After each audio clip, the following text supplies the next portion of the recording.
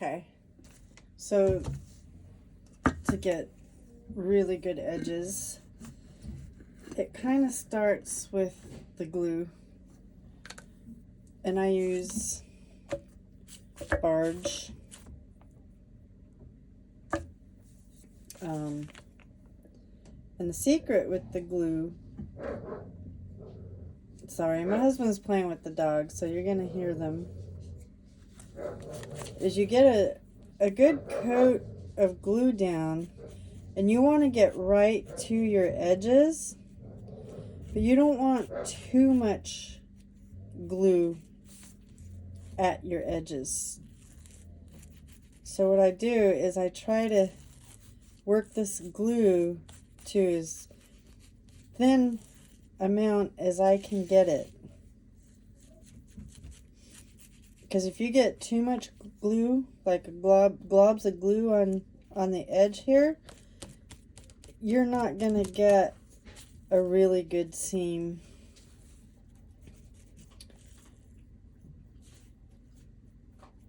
Like blending two pieces of leather to look like one. And that's pretty thin.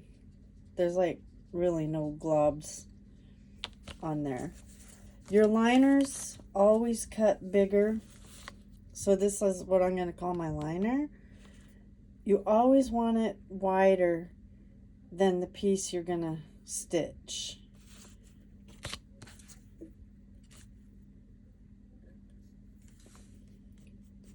And once you get your glue down, you just wait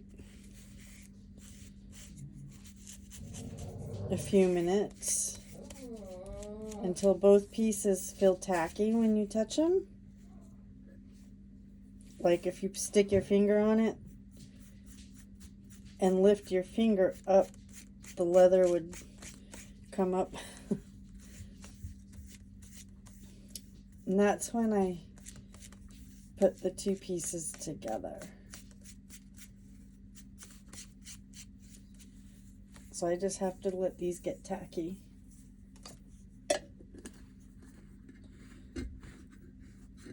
Also, when you're not using your glue, make sure you put the lid on it. I don't let it sit and wait. Like if I have to glue this whole pile of stuff, but I'm not going to leave the lid off of my barge can, because the more air it gets, the thicker the barge gets. So I want to try to keep it as close to the consistency as it is now. So I always put my lid on it in between, even if it's only for a couple of minutes. I put the lid on it so it doesn't get as much air. I use a dead blow hammer when I put them together, and it's smooth on the end so it doesn't leave marks in my leather. Some people use rollers. Some people use these ball peen hammers that have the flat head. I find that this one leaves little circles on the leather sometimes, so I tend to not use it when I'm pounding my pieces together from the barge.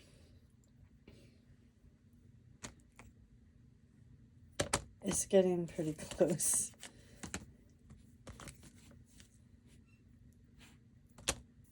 And the thinner you apply your glue, the quicker it's going to get tacky for you. So now these two are definitely tacky enough to do a demonstration for you. So I apply my top piece on my liner, and you want your liner to hang out beyond your project.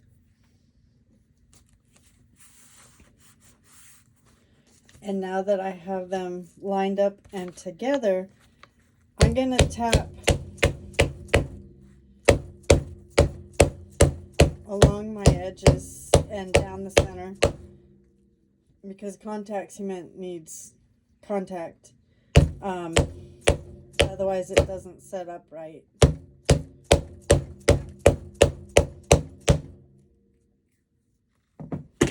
And then I'm going to go stitch this. I'll be right back.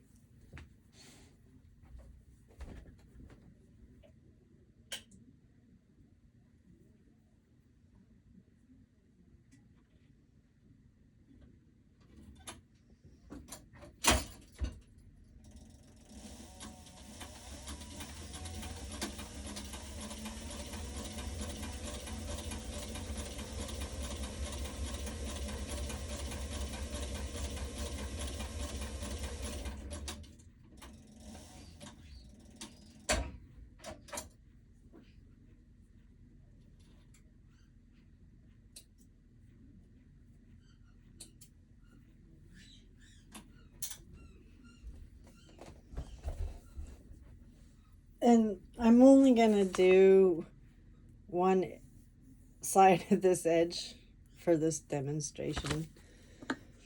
But I got my project stitched. Now what I do is I trim the excess leather after everything is stitched. And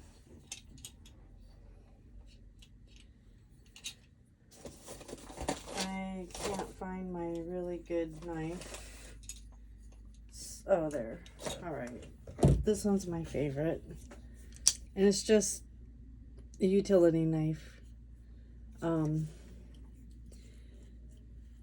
what you want to do is trim your liner that overhangs as close as you can flush with your project, because then you're gonna have less sanding to do. I don't try to go through all the way through the first time, so I'm just letting the blade follow the top leather.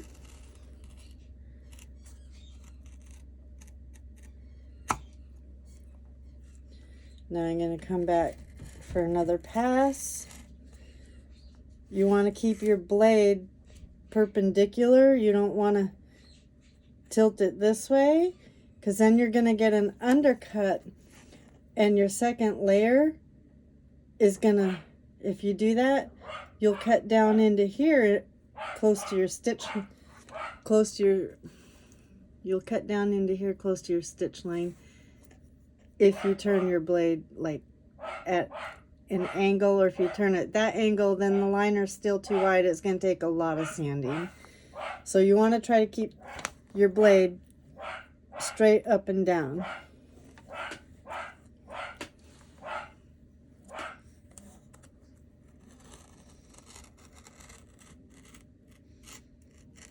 You want to keep your blade sharp. The sharper your blades, the better. And now you can see that this is pretty flush.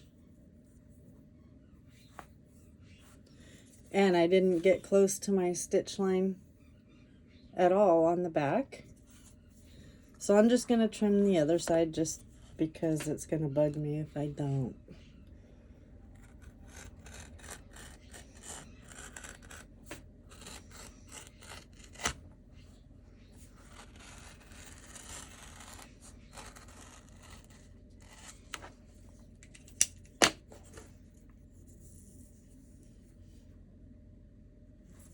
Now I go to my sander.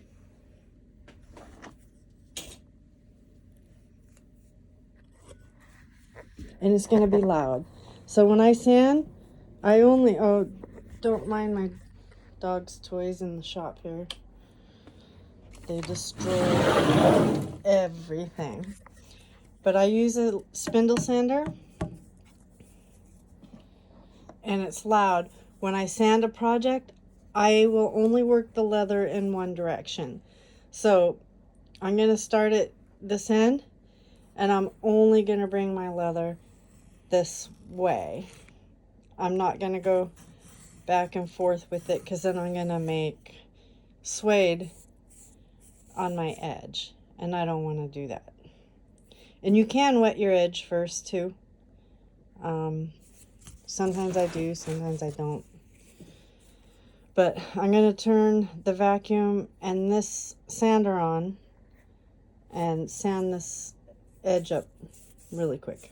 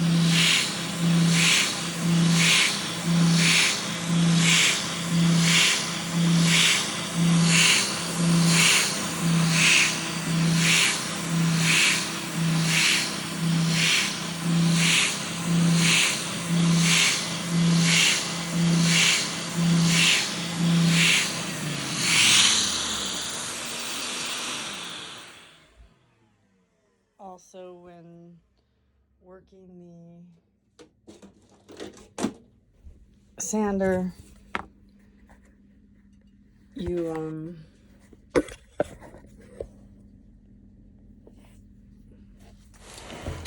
want to hold your leather to that spindle flat. Like, you don't want to tilt it. You want to keep it flat on.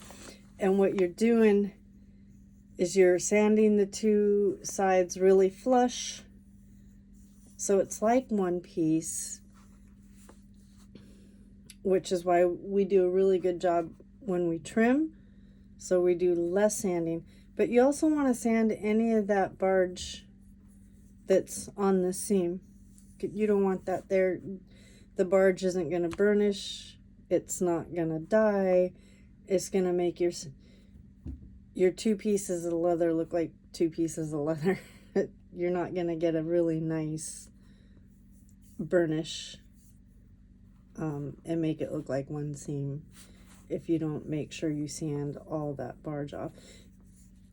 On my spindle sander, I can't hold my piece in one spot because it oscillates, and if I do, it'll put a divot in there if it sits any moment too long. So I have to keep my leather moving on that spindle.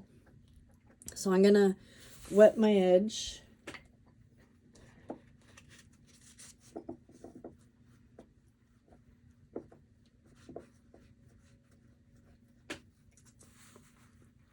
I'm going to get it decently wet.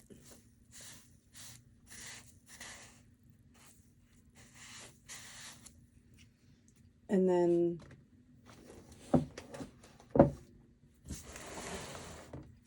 I have this Tandy Pro edgers.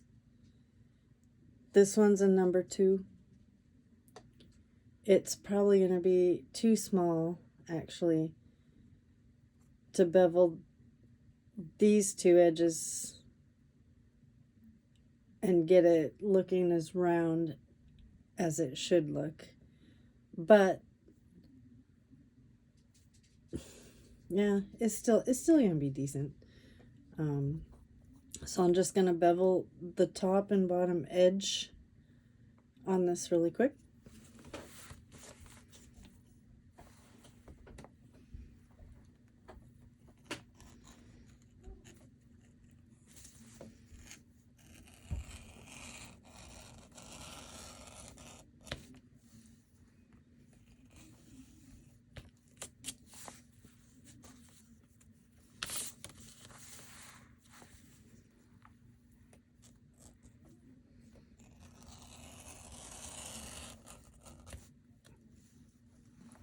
And it's leather spaghetti. So now I got both of my edges gone. And I always dye my edge before I start burnishing. And I use Tandy Pro dye. It's so covered in dye because I keep reusing this bottle. I buy the big quarts and gallons of it. And this is chocolate. You can't hardly see it anymore, but it says Pro dye on it. Not Tandy Pro dye. Phoebe's Pro dye.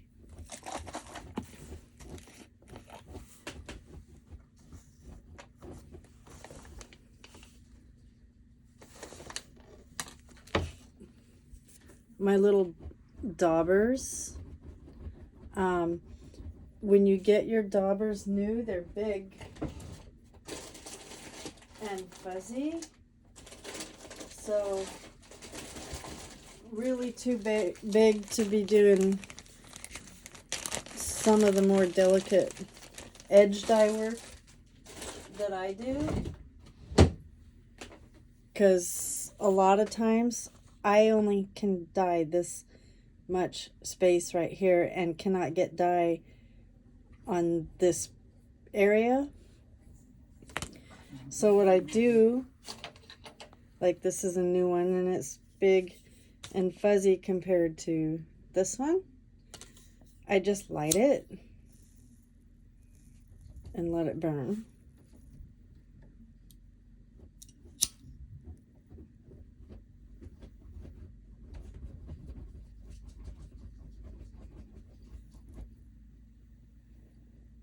Till I get it down to size.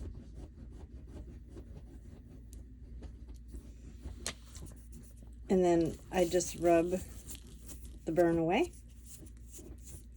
And now this little dauber is ready to start doing smaller work on my edges.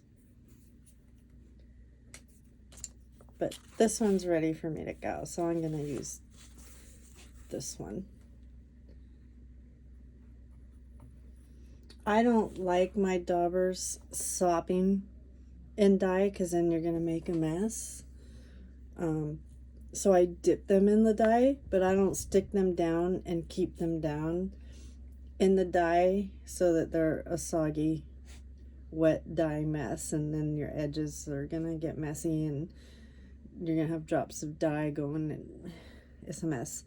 So I just dip my daubers in the dye and I go down my edge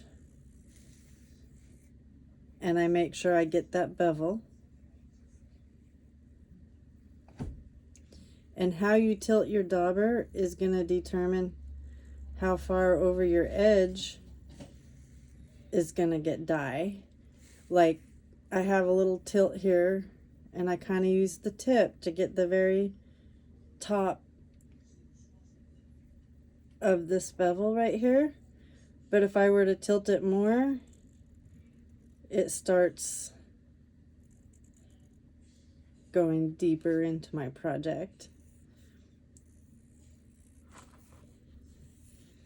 And then normally on the back of my pieces, I make horse tack. So I have latigo and it's a red or burgundy.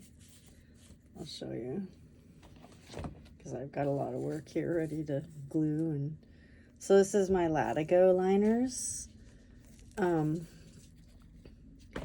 so on those, I just take and dye just really fast. I'm not careful because even if the dye goes to my stitch line on the back side, because on the back side, I always have chocolate thread when I'm stitching on those latigo liners. And so if my dye goes to my stitch line, I don't care because it still looks good on that burgundy and it's hardly noticeable. So I can go a lot faster on the back side. But I get a nice good coat on this edge of dye. And once I have it dyed, the way I like. Sometimes even I have to go back and touch it up too with more dye, because I like a nice dark rich edge. So it's just preference. You might not. Now I don't let my dye dry on my piece, so if I'm working on edges, like if I'm doing a head stall, I'll dye one cheek piece and then burnish it, because once this dye really starts drying, it's gonna start hardening up this leather, and it's gonna be so much harder to burnish. It's gonna take longer. I bought this little, I use Martin's Mix to burnish my edges, and it does a beautiful job. And they have these little pen things that you refill. Boys. Apparently they gave up on Dad. So I apply a nice good coat. I don't know if you can see it. See how that's wet? So I want to make sure it gets the top of my bevel and the back side of my bevel. I'm going to let it soak in for a few seconds. You don't want to let it sit too long, because it starts getting dry and it's not going to burnish as nice. But you want to give it a moment to soak in.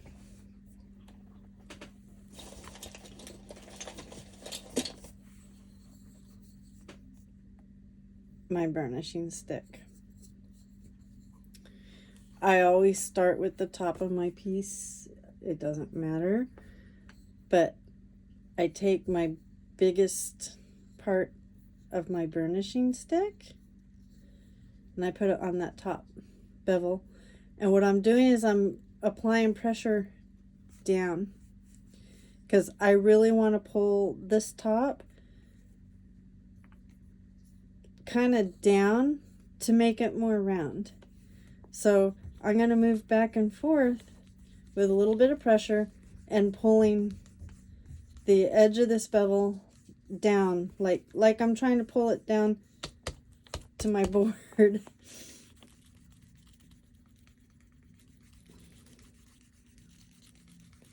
And when you start hearing that squeaky noise, that's when you know it's like really starting to get in and get a burnish.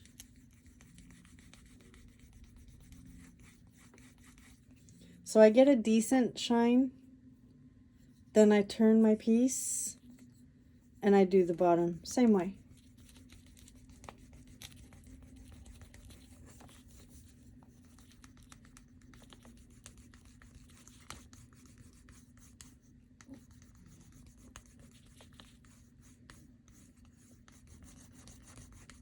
And because I use two really thick pieces of leather, I have a spot in the center that doesn't shine, see? So now I have to fix that. And I'm going to use this end of my stick. And I'm going to still fold and round these edges as I work to get the center slicked.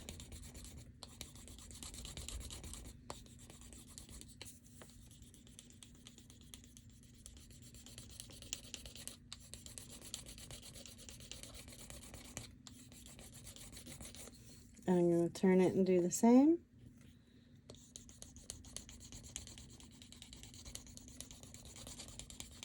So I'm kind of working this piece to be as round as I can get it.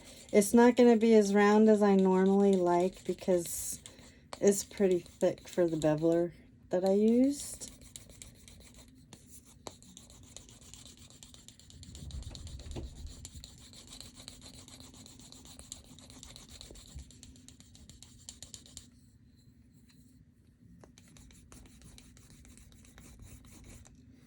But I see some areas on this where the dye is a little bit light here. I don't know if you can see it.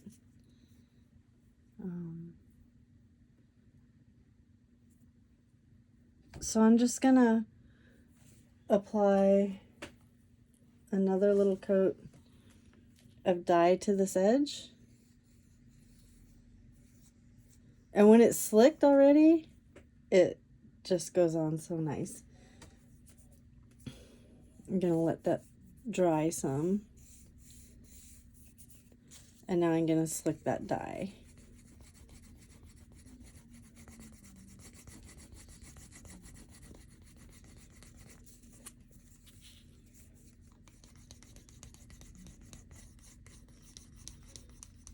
And you don't have to apply more Martin's Mix. One time is enough. So when I add more dye, I just burnish that dye because it will shine right up so nice without having to add more Martin's Mix.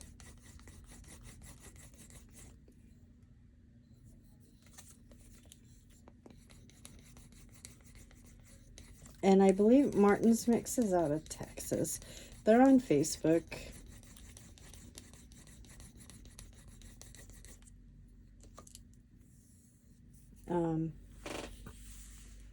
And sometimes when I want to get really crazy with my edges, I'll buff them with, I buy canvas. And I'll buff it with canvas.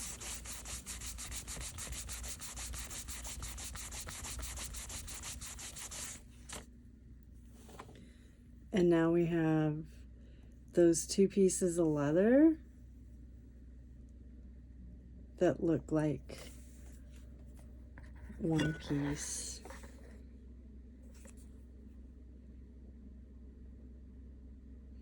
It's pretty shiny. It's not as round as I normally like to get my edge, but it's so smooth, it feels so good. It's a really nice edge.